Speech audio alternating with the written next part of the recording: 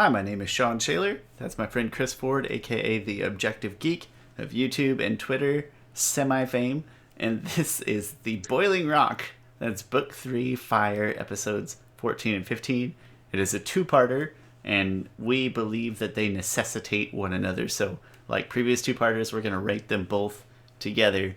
The Boiling Rock, or in my mind, the last two episodes of Disc 3 on my old-fashioned DVD set that I'm watching from my PlayStation 2 on my CRT TV because I party like it's 2000. Chris, how you doing? I am doing good. Random note. So when Avatar was first airing, and you would see the titles of the next episodes coming up, I saw Boiling Rock Part 1 and 2. So in my head, someone like Aang, oh, he's going to learn how to lava bend, because when I think Boiling Rock, I think rock that is hot, that is boiling, and it is lava. Makes enough sense to me. I would have thought like else? like the big bad palace or something like that would be on the Boiling Rock. That made sense to me, but I didn't see the episode titles in advance. But yeah, I don't know if anyone else had that thought as well. So I was kind of disappointed when the episode started. I was like, oh, it's a prison, but it's just gonna be like some lame Shawshank ripoff. This episode sucks. Thought Aang was gonna lava bending. Everything sucks. Yeah, well, I don't have a whole lot of intro because it's two-parters, so it's going to be longer episodes. So I thought that this week we would just jump right into the episode, if that's all right with you, unless you have anything else to note before we get started. No interesting debates this week, nothing like that. Last week got a little heated, but no, I don't have nothing extra this week. That's all right. But it's okay because this episode's worth it. It's worth its own focused set. So let's start with The Boiling Rock, Part 1. Chris, take us away whenever you're ready. Yes. Yeah. So first of all, like I said before, I love the character interaction here with Zuko and the rest of Team Avatar. Especially here, I really love how Zuko humbles himself and he's serving tea to other members of Team Avatar.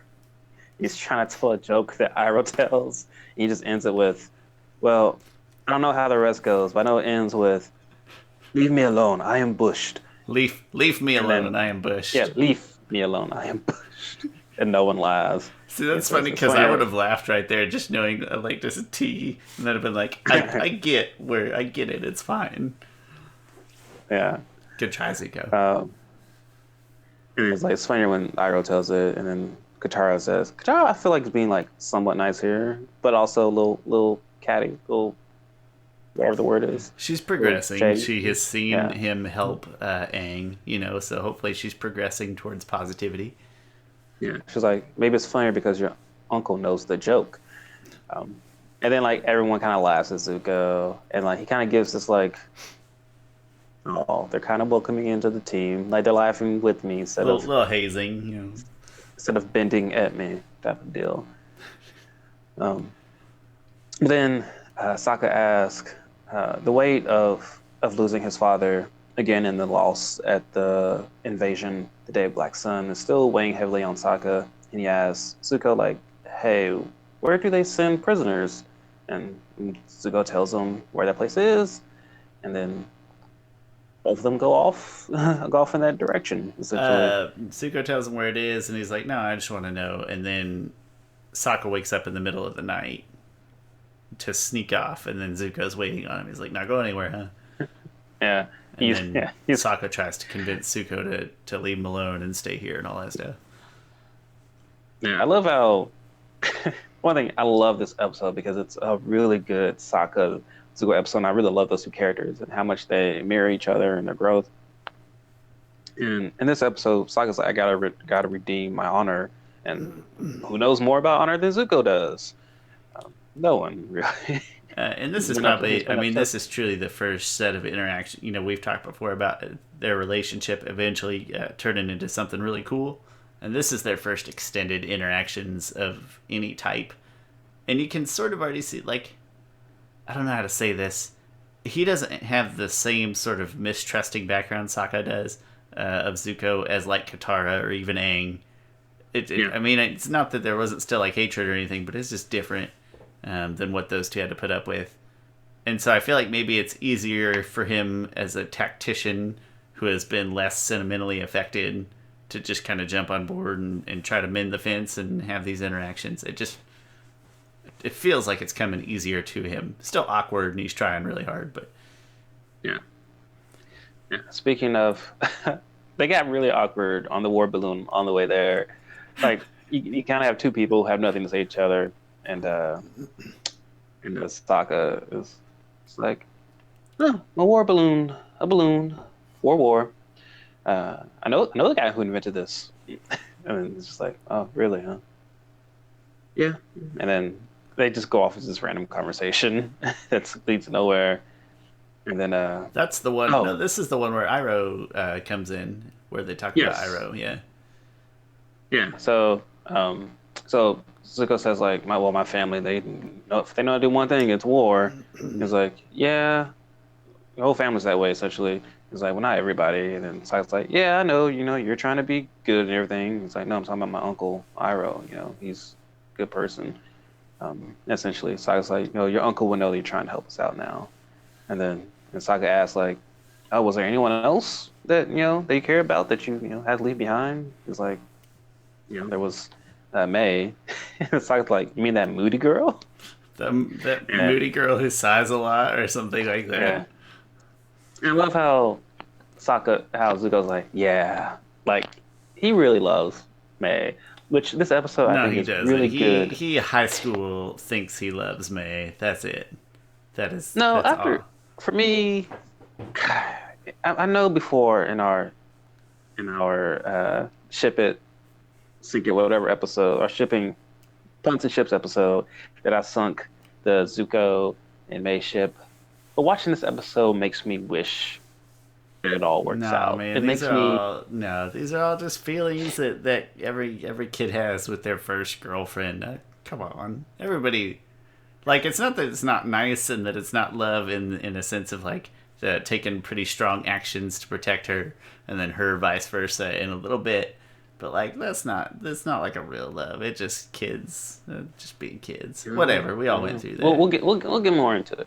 Where's Jamie at? We need an expert. We need a ship's expert. Hi, Jamie, by the way. But eventually, Zuko says like, yeah, I left her behind. And then Sokka, because they're kind of bonding here. He says, my first girlfriend turned into the moon. Yeah, I love that part. Yeah, and of course the legendary line, "That's rough, buddy." That's rough, buddy. It's like the two bros in a bar talking over drinks, but they're not old enough to drink yet. That's rough, buddy. The thing is, like, Zuko was there. Luckily, maybe that's what makes it easier for him to like believe and wrap his mind around. Because if he told that to anybody else, it'd be like. The thing is, he wasn't exactly there. Like, he never even seen you. He saw you once, but he wasn't there when Zhao killed the ocean spirit, and then when Zhao killed the moon spirit, and then when Yue sacrificed herself for it. He wasn't there. Like, he just saw the moon turn red, and he saw it disappear, and he saw the moon come back. Like, that's the only context maybe that's why that he it's easier knows. For him to wrap his mind around. Like, if you go to somebody else, be like, my old girlfriend turned in the moon, they'd be like, why are you out of your mind? But like, Zuko saw the moon disappear and then reappear, so maybe he's like, okay, I can get it. Yeah, I mean, maybe Iroh filled him in on it because Iroh was there, but for me, it's good to see that. I can't unhear you say UA now. I just ultimate athlete.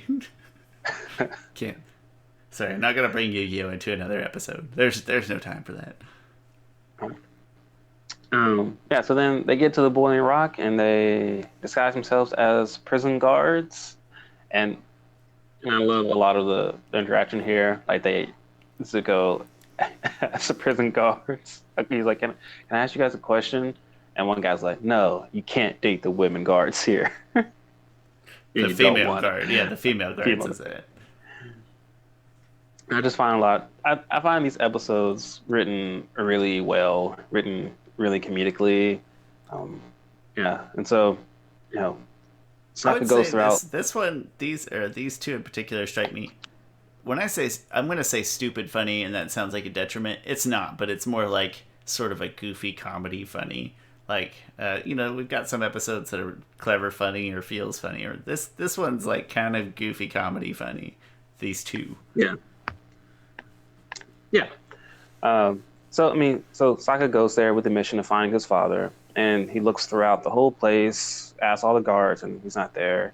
And Sokka feels like down on himself, feels down on his luck, like, man, I risked our lives to do this, and I still didn't think anything through.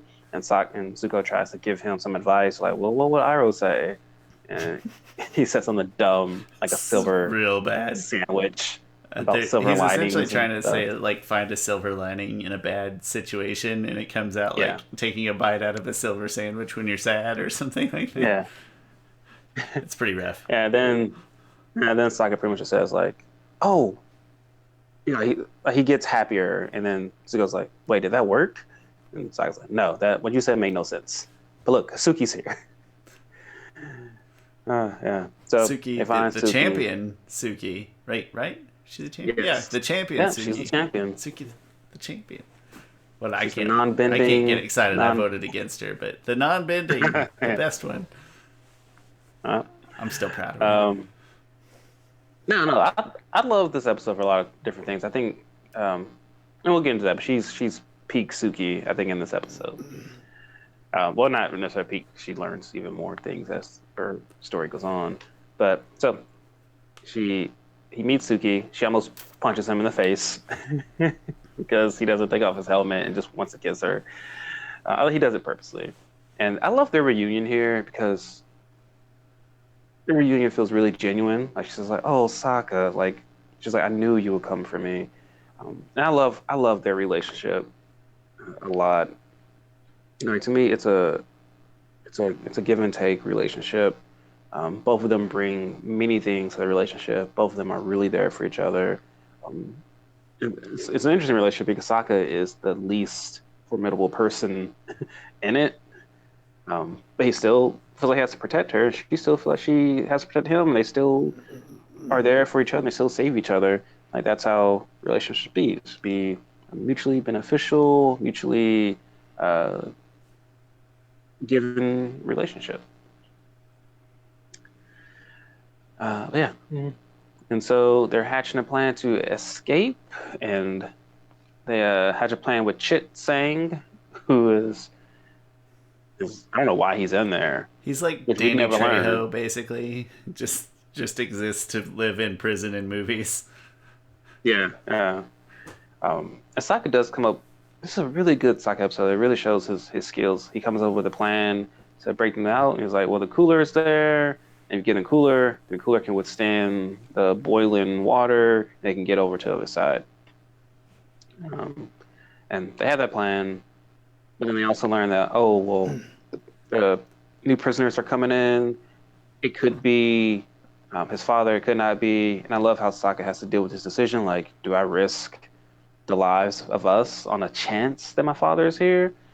So I really love that this episode, I love how it handles stakes.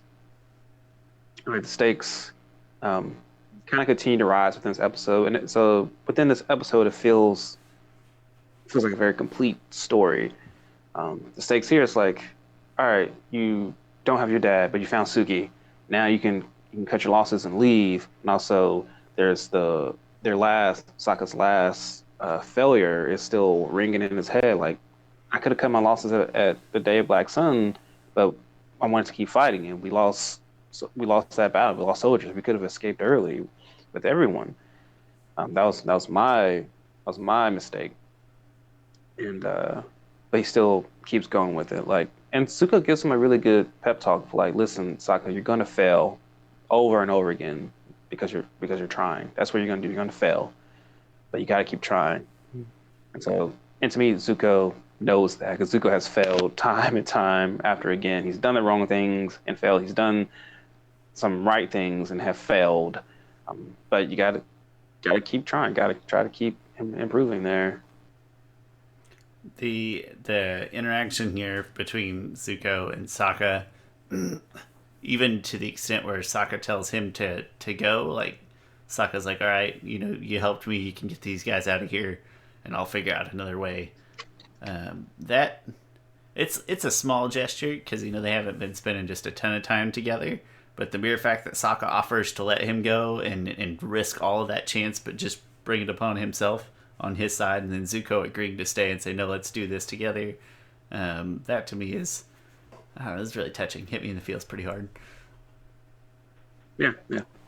And I love the moment, right? They play with your expectations. First of all, I love how one big guy with the nose ring comes out, and Zuko's like, "Is that your dad?" Sokka's like, "My dad doesn't have a nose ring." For some reason, I find that funny. And then just like Zuko being awkward, trying to help again. Yeah. Oh wait, I want to get back to this one interaction between Zuko and Suki. Right, they're both like, Zuko's been found out. He's been. They know he's not a guard, and so they're both prisoners now, Suki and Zuko, and like they're both mopping the floors together. And Sokka's like, "Oh, glad you guys met." And she's like, "Actually, we met before." And Zuko's like, "We have? Yeah, you burned my village down." Oh, sorry about that. He says, "What is it? Sorry about that. Great to see you again," or something. Like he throws in one more. I think it's great to see you again. I forget, but there's another quip at the end of that. Yeah. Great interaction there. So back to the new prisoners coming in. I love how they play with your expectations. Nothing physical is happening right now. There's no immediate threat, but the stakes are still high. Right? Prisoners come off, and they're all gone. There's no more prisoners, and so Sokka feels defeated. Until he comes back like, oh, there's one more prisoner, and then like it's his dad, and he goes like, "Dad," like I just love that moment a lot. You know what? Actually, sorry, I was gonna make a comment, but I think it's better suited for the end of both episodes. So I'm gonna hang back. But you get to see Hakoda, and it's very exciting. And I would imagine at the time that it was aired, you got to be pretty jacked for that realization of what was going to come the next episode. I will save my other comment for the end. Yeah, and really, did I even know this was a 2-part episode at the time? I'm pretty sure they premiered at the same time. I know that. It's some of their other 2-parters, if not all of them. It seems like they premiered them at the same day. Yeah, I am pretty sure they premiere at the same time. I guess I'm not complete. I'm only 82% sure they premiered at the same day. I would believe that. I would add at least 5% to that, just because they had previously with other ones. I just didn't care to validate this one. So that's pretty much the part 1 of the Boiling Rock. And then in part 2, Hakoda enters and Sokka meets up with his dad. And I love how his dad pushes him. Same thing that happens with Suki. He's like, "You should let me know who you are before." He's like, "Dad, it's me." And like, I absolutely love this moment. I love the relationship between Hakoda and Sokka. Like, he cries. Like, he says, "Sokka, my son." Like, you just saw him like a couple of weeks ago, but I don't know how it feels to be in prison, but I'm sure he was down on his luck, right? He had no hope. He figured he would be in prison probably until the war was either won or lost, or he'll be in there his whole life. So to see his son, to have hope again, I think, and to see his son is good, his son is safe. Pretty sure all those things brought. Would you say it made him want to foam at the mouth? Would he? That level of hope. I mean, foam at the eyeballs with water. That's what he wanted to do. Yeah, it is really touching. People. I'm making light of it, but it's maybe one of the more touching reunions in the entire show. Yeah. Also, a glance over it, I skipped over it, is Hakoda's kind of his interaction with the warden and how he gets the better of the warden, even if it's just a little bit. Like, everyone else bows to him, and Hakoda's like, "No." And he's like, "I know who you are, Hakoda of the Water Tribe. So proud." Something. And he makes him bow because he takes his foot and he puts it down on the floor, so it just automatically makes him bow. And then he leaves. Hakoda trips him. and people laugh about it. So it's a real testament to the character that is Hakoda. Man, if I was gonna break out of prison, I don't know why I think about this so much. If I was gonna break out of prison, I would definitely go more like an Andy Dufresne route, where it's like I'm just gonna do exactly as I'm told and try to lay really really low, like hold that status quo while I'm hatching my plan until it's like the perfect moment. Like I will bow, I will chicken out of everything, but deep down in here, but you're hatching that plan, and in the end, laying low. Gotta lay low that first. Come on, Hakoda, think strategically. Don't be stubborn. It's funny. My wife has been watching a lot of 60 Days In, and I'm like, what do I even do in that situation? I mean, of course you hang out with all the black people because prison is weirdly racist like that. Like those people, well, not you. You don't hang out with you. I mean, you hang out with whoever, whatever. But Sorry, hold on. yeah, It's funny that we were having a racial conversation, and then you referred to me as you people, and that is like a really weird thing. No, I'm not familiar at all with 60 Days In, so my brain's still kind of catching up. I'm so not 60 familiar Days with the show. In is a television show on I forgot what it is. Anyway, these non-prison people. Well, it's not prison. They plant innocent people into jail so they can gather information on like how prisoners are getting drugs and stuff in and like what things needs to improve about the Is this prison a cells and stuff. nonfiction They're or a plants. fiction? This is nonfiction. This is real. Real deal. Like, Okay. yeah. So they go into prison for not prison, because prison is different than jail. Big difference. Prison is much worse. Um, jail is bad, but it's not as bad as prison. But Jail, so a like lot of you them. pee in front of other people and then you get over it. Yeah, I feel like this is a little worse than that. To me, that's like a police station where you're being held. Oh yeah, you're right. Just like a holding cell. Yeah, Yeah, I'm probably thinking of that. yeah. Jail is kind of like like you could be in jail if you're not if you're going to court for a crime, but you haven't been convicted of it yet, unless you post bond or something like that, or you've done some minor crimes and stuff, and you're only in there for like 6 months or less or something like that. Prison is like you serving, some time there. Either one is fun, but one is way worse than the other.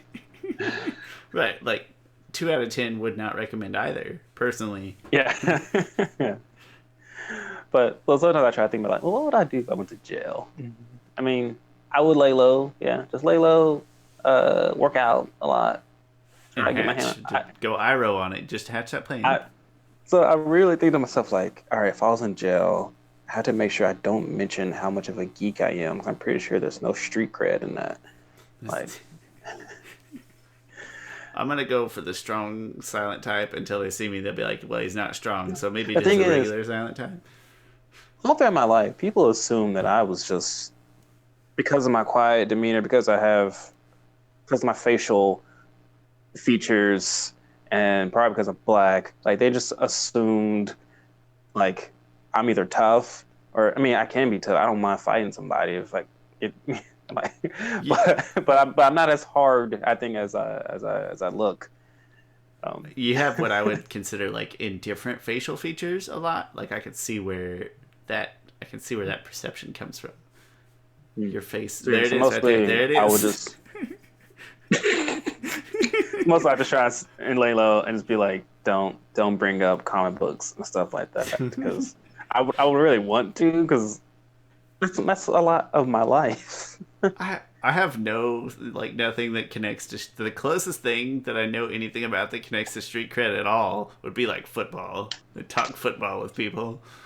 That's it. Yeah, I just know don't become anyone's bee in jail. Just No, don't do stay that, off. and I think you're fine. And I don't think I go out of your way. Just be like, hey, somebody, if you're on my bunk, get off my bunk. Like you're not gonna play these games. Like I could do that. I don't mind.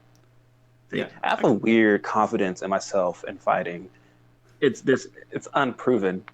I mean, I've been in plenty of fights before, but I'm just like, hey, if someone wants to fight me, I will. If it's a good reason. I feel like I got a good chance, unless they're like some MMA fighter, right? If Well, I'm I was gonna fighting say, like some, I think the fights that you, I'm not, I know I'm gonna sound judgmental, but the fights that you've been in a prison fight is probably two different kinds of fights. I don't want to judge what kind of fights you've been you know, in because I'm not a fighter myself, but it's funny because a lot of people I fought in my younger years, they've been to prison and jail. So now I oh, wouldn't want to fight them anymore because they reached another level that I haven't reached. But luckily, they've had more I'm time to in a work better out. place in life. Yeah, yeah, those are. I It's really know funny to think. I do know one person that had to. He was in minimum security prison for 1 month or three. Sorry, 3 months. Yeah, 3 months. But it was like distinctly minimum security. So we're talking like white collar crimes, not tough guy crimes. But he himself is it's semi athletic and well built and things. So like he really did he just worked out, and then when he got out, he was just pretty thick and buff. And I was like, "Is minimum security prison? Were you the biggest guy in there?" I mean, he's not huge, but he's like actually that's pretty close. Minimum security. You know what? If you got to pick one, maybe pick that one. You know, do some white collar crimes. Go to minimum security if Yeah, you got to pick. I mean, yeah, one thing, white collar crimes is definitely the place to do it. I mean, Yeah, I think you can so. do, That's what yeah, more profitable in the white collar department. definitely, like legit, definitely. You can people have done white collar crimes and then been hired by the same people they did the crime against, so then you can prevent them from getting that crime done against them again. And by the end, you've started a small business. Yeah, To quote which John is Mulaney. like, I don't think there should be any type of low security crime. To me, everyone should be just put in the same Right, you prison. got to suffer the same. You broke the Yeah, same constitution. I agree. I but agree with yeah, that. That was a great tangent. Last time we had dragons. This time we got prison. I think so. On my notes, I know way more about dragons than I do about prison. on my notes that I sent you about like, oh, I want to remember to talk about this. Prison reform was one of them, but it was mostly about. Okay, we'll get to that in a minute. The Anyway, one guy, right? Yeah, we'll get to him in the episode here. yeah. Okay. Um, so they hatch a new escape plan, and Chit Sang is part of this plan again, but they need to capture the warden, so they get the warden on the gondola, so because they can then threaten to kill him or throw him off the gondola or whatever, and so then they can get off. Um, so they get everyone in position, and oh, I should also note, Chit Sang was captured in his attempt to leave that Sokka and Zuko and Suki did not do. Um, and and the warden is now trying to get information from him about who he can trust and everything like that. And he says it's a guard, and he says this is the other guard, not Sokka. Because Chit Sang is like, oh, well, they're hatching a plan to leave again. So then they start the plan, and part of the plan is to start a riot, and and uh, and this is the prison reform part because Dakota's like, I can start a riot. He goes and he punches a guy or something, or he hits him, and the guy's like, hey, and he's like, that hurt. And then Dakota's like, you're not mad about this? Like, no, I've been dealing with my anger a lot. So this is part of prison reform. Like I was talking about, Fire Nation is apparently good at actually, um, what's the proper word I'm looking for? Rehabilitating? Rehabilitating its Is that the prisoners. word that Morgan Freeman uses in Yeah. Shawshank Redemption? Because that's the one I No, think. that's exactly what I'm looking for.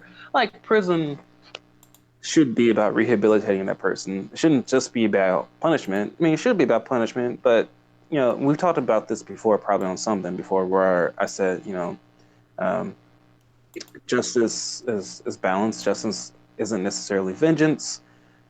Vengeance is about you making yourself feel better, while justice is about bringing balance and making the world better, right?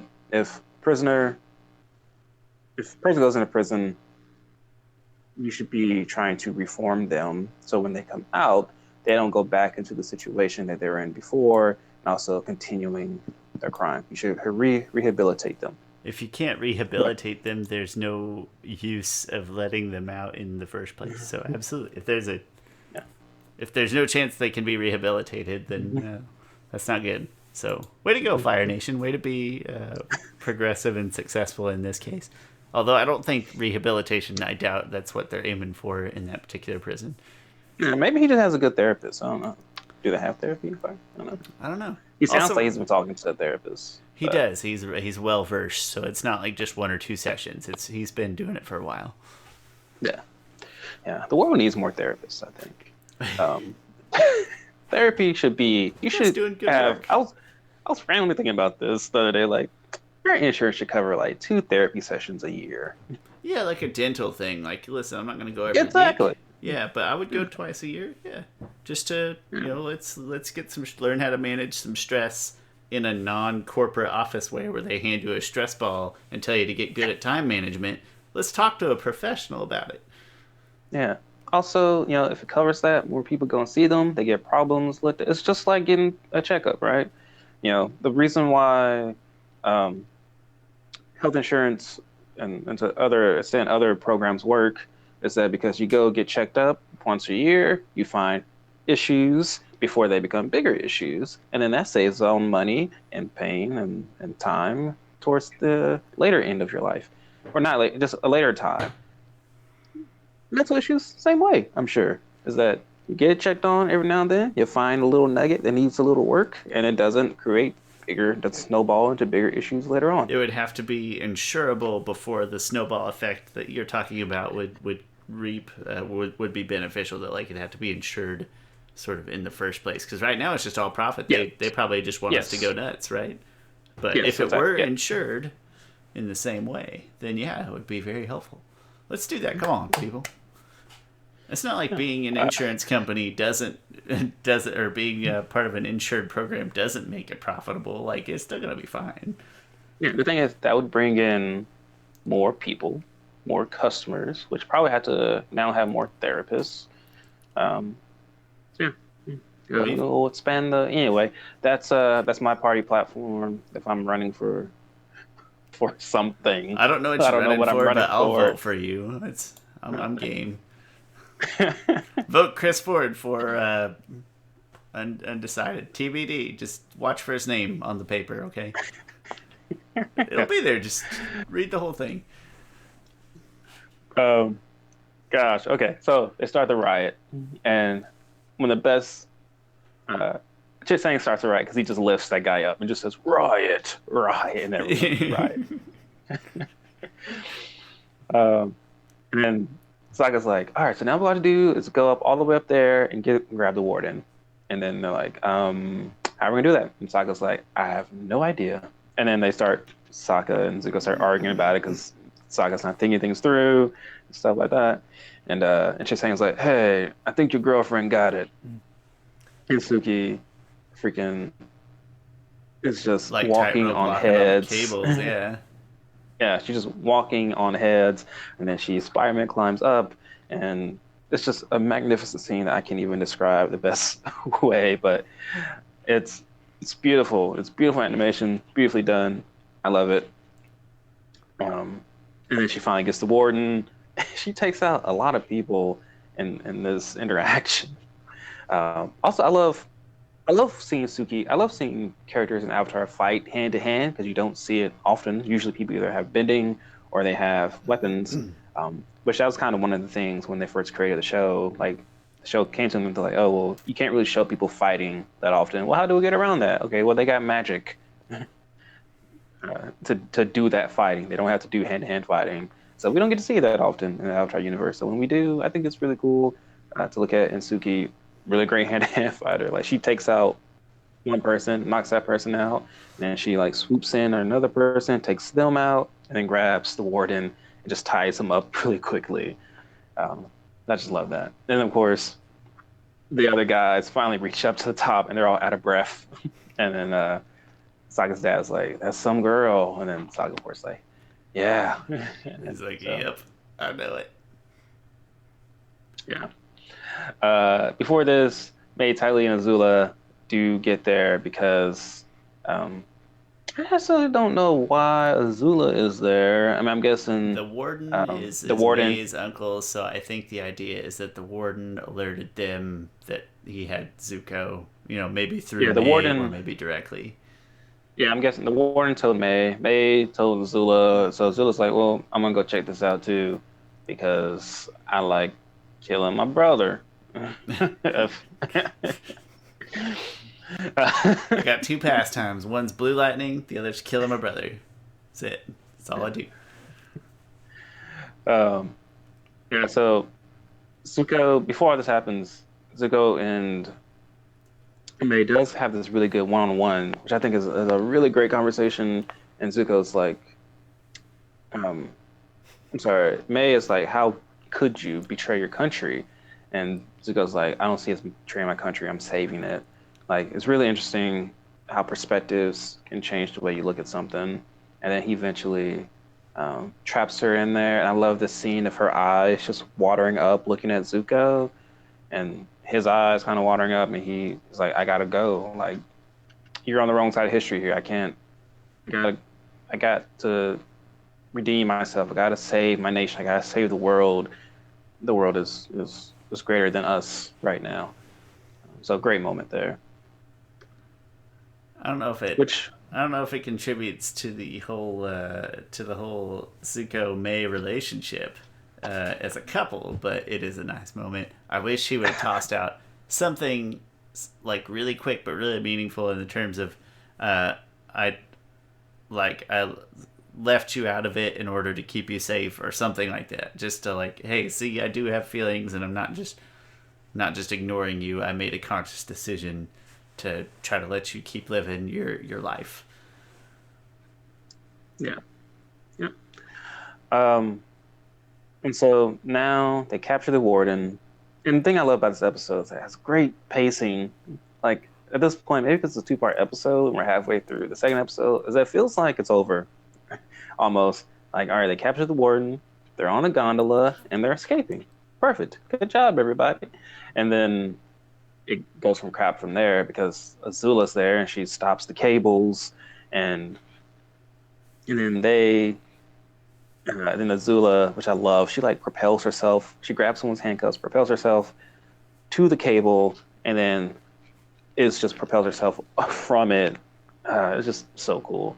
And then Ty Lee just jumps on the cables and she just runs across them. Really, really great stuff there. It's a really So cool. then, It's a really cool fight scene up top of that carriage thing too. It's awesome. yes, absolutely love this fight scene. You have Suki versus Ty Lee, which it's it's a great hand-to-hand fight. Like, and like I said before, Avatar doesn't do hand-to-hand fights that often. So when you see two fighters who are really great at it, it's just really a joy to see. Like you can see them countering each other and trying to hit each other, and then Ty Lee figuring out they're like, oh, I'm gonna go under the gondola and come around the back and get her that way. It's really cool to see their fight scene play out. And then you have a very measured Azula. She's very measured at this point, and I think it's directed really well because it shows just how this is like Azula at her peak ability and her peak sanity.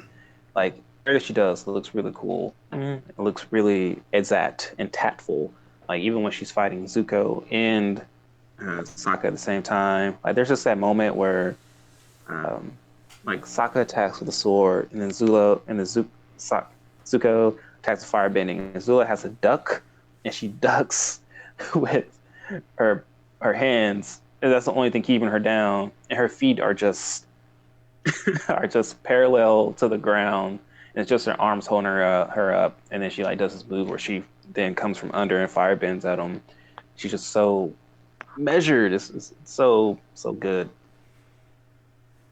I don't have much commentary on the fight itself other than it's really cool, but I do love the sort of climax that comes up here, the pinnacle.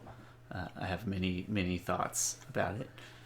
Yeah. So eventually the fight is pretty much a stalemate because the warden gets loose, and the warden's like, "Cut the line," and they're like, "All right, we'll cut the line." One thing they didn't really think that through. Azula's on there, Azula, I mean, I guess they're like, well, She she can can handle fly, herself. man. Like, she's gonna be fine. Yeah. I don't know if they know that, Which but which I do love the scene when Azula comes in because the warden is interrogating someone, and then someone's like, "Someone's here for you, sir." He's like, "Who's interrupting me?" And she's like, "I am." And he's like, "Holy crap!" oh And shit. everyone everyone bows down to her, which I think is amazing because Azula is like 14 years old, and this old middle-aged man is bowing down to her, not only because she's the fire princess, but because she exudes that regalness. She exudes that I own you type of deal. Because she's Like she doesn't seem scary. to me, she doesn't come off as like some spoiled brat. Like I'm the fire princess, so you got to do what I say. She comes off as like I'm the second in charge of this country. You have to do what I say. Um, That's and you reasonable. can tell that like yeah, you can tell that they rightfully so fear her, which is like how does a 14-year-old build a reputation that quickly of fear? That is a stellar question. No, it's like pure fear too. You don't get any of the Yeah, spoiled what is like obligatory respects. It's yeah, probably a legitimate worry of like, hey, she might toss me into the volcano if yeah. she is upset. So now they're cutting the lines, and Azula's just like, time to go. And she then propels Just herself Iron off Man's of it. it, yeah, and goes on to the other gondola. And Tylee just leaps on the other side. Like she got some ups, like, and then I love Azula is pretty much fine. Like she just says bye, brother. Like she says bye, brother, in a sense like you're gonna die. Bye. She has no remorse. But Tylee they do a really good job of planting a seed that Tylee isn't as deadly as Azula. Like she has this look of concern. She's like, "Oh crap, they're gonna die." Like she she feels sorry for them. Like, hold on a Azula, second. I didn't think about yeah, this. yeah, and then Azula's just like, "All right, they're gonna die," and and then yeah, so the cables are stopping. Hakoda says like, "I hope this thing floats," and so your expectations are are being played with here because you're like, all right, well, in order for them to escape the situation, the condo is going to drop, and then they'll I don't know, they'll climb their way to safety from there. They'll make their way to the edge or something like that, and then the gauntlet keeps going. You find out May has has taken out all these guards, which is really great May scene. I think this is probably the best May fighting scene. It really shows her capabilities. It is, but it's How the she scene I have the most issue with because I maintain that that's not within her character scope or her character's like likelihood. And also, who is training these guards? Like Suki, I can maybe kind of get on board with, but I cannot get on board with May taking out these guards. I just can't do it. It's not the only thing she got going for her here is maybe like the element of surprise. So unexpected. I mean, to me, no one trains prison guards. Guards aren't. My my wife was a corrections officer. Don't All right, any of them and firebend at all though? Can't one of those guys I mean, firebend? see, those people are probably. I mean, this is like one of the most inescapable prisons there is, and so it's like, well, we don't really need to change anything. Like the boiling rock takes care of itself. We don't need the greatest prison guards around. And so they probably just Suppose. hire anybody, right? I remember my wife was a corrections officer. She would get like random training. It was like defensive training. She's like, "Can I practice on you?" I'm like, "Yeah, sure." And then like, I would just immediately get out of whatever she was doing. I'm like, "Yeah, that training did nothing." You're I gonna would. want you're gonna want to get retrained. My wife does similar. Like my wife has worked in fields previously where she's had to do similar things, like restraints on people, essentially. And so she has tested them on me before, and in her defense, I can usually like I can't break out of them cleanly. I can only break out of them because I can literally just like lift her from whatever position because she's like 5 feet tall. So it's not Yeah, that they're not working. It's just that most people would have the ability to just displace her physically. Not her fault. She's yeah, short, but same concept. yeah. Um, yeah, so I think it's fine that the guards are. And I mean, and the story tells us that and May shows these abilities all throughout. I don't think it shows us how she got them. She did go to Firebending Royal Academy And or I'm not something. I'm sure saying they she trained can't in have some them. type of I'm thing. just saying it doesn't seem fair. It seems out of character more for her than the other characters. And it's one of those things where it's like I get tired of like everybody is OP, But that's kind of an anime trope to an extent of like every next person is OP. Well, this show kind of just makes everybody OP, except for Sokka. Other than that, everyone else is the I was best gonna of say, the except for best. Zuko, like the only one they point out to that actually has bending but isn't as like inherently good at it as his surrounding people is Zuko. Poor guy. Yeah. But sorry, that's just my 2 cents. And I know I hate on May a lot for shipping and bending and doing stuff, but it's nothing personal, May. I apologize. yeah. I also Oh, okay, mispronounce her so name sometimes.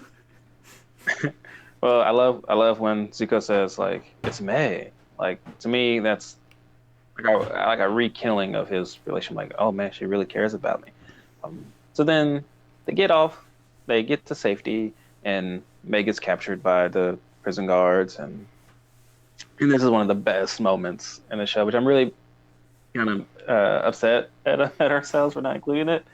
If someone mentioned it before, I forgot who that person was, but they were like, "Oh, what about this moment?" Like, yes, this is one of the best moments of the show. It would probably rank in my top 10. I forgot what was my 10th moment, I but think that it doesn't would matter. But it's a great scratch. moment. It would scratch my top 10. The one I was arguing for to like make the top 10 that didn't, for example, is Rain and Cha. I still think I like Rain and Cha better, but then I'd maybe put this one right behind it. Yeah, I'm gonna put this one above that one. Dragons, Because it Chris. has a lot. Dragons. This was the jaw dropping moment for me in Avatar. So I do Azula, agree to a pretty good extent that I'm sure we'll talk to in a few seconds here. yeah. So Azula is like, why would you do it? You know the consequences. And May is like, you clearly don't understand people like the way you think you do. You miscalculated. I love Zuko more than I fear you. And I love, well, that's a great line. I love Azula's line, like, no, you miscalculated. You should have feared me more. And like, Azula is about to kill her with lightning. And May at the moment gets out her knives, like they're about to go at it. So that moment was shocking, like holy crap, things about to go down. And then right before Azula gets out of lightning, Ty Lee chi blocks her and takes her out. And that was the jaw dropping moment for me. Like, holy crap, there's no going back from this. So that moment is great. And this is the start of Azula's descent into madness. Yes, this is the tipping point. She has been she has lost, she has been betrayed. Like it was an we've already used the phrase 180 a couple times here, but this is an absolute 180 of like what was supposed to happen, what was in the bag, and Zuko and all of them were gonna die and it's gonna be over. Versus now, like she's almost starting from square one again, and not even with her full team, not even with her full capacity. So yes, absolutely the greatest individual moment, or let's call it the most impactful moment in Azula's entire arc happens right here. Yeah. Most impactful. Yeah, I mean, Azula miscalculated, right? Azula is the most calculating, thought out, measured person shown in the show, but she did miscalculate. Like, May does love Zuko more than she fears Azula. Azula thought fear was the thing that drove everything, but she miscalculated. She miscalculated Ty Lee's loyalty, right? Ty Lee clearly loved May more than she feared Azula, or she wouldn't have done that. All of this is about Azula miscalculating things and not understanding that love is much greater than fear. Which let me point out that I do now totally ship Ty Lee and May, only from our conversation Ty Lee with and May. Jamie.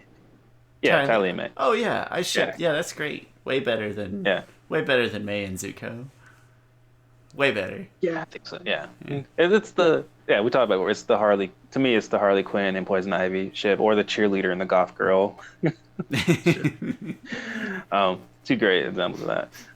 But like, so I think this episode did a really great job of showing that really measured Azula in that fight where she's doing freaking push-ups with nothing, with no feet on the ground and firebending at the same time. Because after that, you never see that same Azula in the fight before. They're all way more unhinged than this, and we'll get to that in the next episode. Um, she's just slowly losing her crap, and yeah, just love it. It's pretty steep after this too. We've talked about Azula sort of growing to her pinnacle earlier in this episode, and that's like what 53 episodes of show. Well, these last 7, it is a very steep decline for Miss Azula. Yeah. Oh man. Oh, and so back in the comic books, so in Search, when Azula helps Zuko search for their mom. Ty Lee is in it because she becomes a Kyoshi warrior, and Kyoshi warriors are part of Zuko's guard for a while there because there's an uprising against Zuko, and like Azula tries to she's in a straitjacket, and she tries to like lunge at someone, and Ty Lee chi blocks her, and then she was wanting her to chi block her because she's like, oh, I've been chi blocked you enough that I know once you chi block me in this certain area, my like thumb then becomes loose and I can break out of the straitjacket. And she breaks out, and it just shows her like in the straitjacket, lightning bending at somebody, and she almost like takes someone out. Just it's a really cool image. It's one thing, to me, that image like epitomizes Azula like so powerful but crazy at the end. Like she's in a straitjacket and it's still lightning bending. Really, really great. Man, you need a broader base chi block. You gotta cover a whole arm at least. Come on. Yeah. Yeah. So then they escape. They go back to the Western Air Temple where they're like Katara's like, where'd you get this ship? And Sokka's like, we got it from a prison. What happened to your war balloon? It crashed, and we got it. He's like, did you bring back any meat? And Sokka's like, I brought back the best meat, the meat of family and friendship. And he brings back Suki and Hakoda, and Hakoda is reunited with his daughter and his son, and it's a great family moment. And you would have think that maybe Katara would forgive Zuko after that, but not yet. Not quite. We're closing in. We're closing. It's fine. There's foamy mouth guy amounts of hope on the horizon for forgiveness. Yeah. Let's with that, let's get to the ratings for the 2-part episode, doing them both together. Yep, 2-part episode. So my rating for audio visual, make it work here. There we go. My bad. Okay, I'm ready. It's a 9. I love the fighting here. Really great. Love seeing hand-to-hand fighting. Really, really great stuff. Story gets a 9. I think this starts the Azula descent into madness. I think some really great Sokka and Zuko collaboration going here that really informs both of those characters. Really great job there. Memorable, 9.5 out of 10. I really enjoyed this episode. It's one of the episodes that like I said before, it was a jaw-dropping moment with Azula and May and Ty Lee and that betrayal that happened there. So very memorable episode for me. So even though I didn't get Aang learning lava bending, it's fine because I'm sure that episode would not have been as good as what this one was. So now that you're more mature, you can appreciate it for what it is. Yeah. So so this one, it's funny because we've been on a tear where we've been pretty close in ratings for a few weeks, and this one, it's not totally different, but I think in hindsight I was hard on this episode because it doesn't, in my mind, it does not stand up to the other 2-part episodes. Personally, I don't think so, and it's mostly because in the first episode, by the end of the first part of this, they're back at square one. Essentially nothing happened that couldn't have just happened in one episode, with the exception of some tension, some dramatic tension there. So I think that made me a little more harsh on it than I probably should have been. But, I'm going to stand by my ratings and stand by that phrase of saying the first episode, almost no actual movement occurs by the end of the episode. It's just there for tension. So audiovisual 8, great stuff. The story overall, it really is a well-told story. It keeps you on your toes the entire time. Big things happen. Memorable 8, again, I probably couldn't parse the first episode out from the second necessarily. But again, nothing wrong with an 8. That totals out to an 8.2. Brings us to a very... pretty far, yeah. Yeah, very, very respectable though, 8.6. And it's really good, and like I said, probably too hard on it, but I don't regret my reasoning. I really think that, not that the first episode suffers, it just doesn't feel very impactful by the time you get to the end of the second one. You're like, did we even need the first one all that much? Not really. Could have all fit. I think that's fair. But it's not bad at all. It's, in fact, not even a little bit bad. It's a very good 2-part episode that I highly recommend, and obviously you would as well. That's The Boiling Rock, Parts 1 and Part 2. There's the gondola, or gondola. I don't know how to say it. I say gondola. I say gondola. I'm pretty sure it's gondola. Yeah, that seems more natural to me, personally. But there it is. And we are definitely on the home stretch. We're on disc 4 for the DVD Holy set. crap. Disc 4. I can't wait to start Korra, especially because I think you only watched it like once. And I've watched Korra once, but the very first season of Korra I've watched twice. So yeah, once, essentially. Yeah, I'm very excited for Korra. I'm not so excited for reading the comics because I just have a hard time sitting down reading anything. Nothing against comics specifically. Just have a hard time but I do want to read them just because they are canon and they are important to me. So I do want to read them. I will read them. Might be a slow process. Arduous process. But in the meantime, any final thoughts on the Boiling Rock here, or before we get down to what is really the home stretch of episodes? Nope, no final thoughts at all. Stay safe. Me neither. Yeah, stay safe, stay healthy, stay inside if you can, and if you can't, thank you for the work that you have to do. This has been Avatar: The Last Podcasters. I'm Shawn. That's Chris. We appreciate your viewership and listenership, and we will see you next week.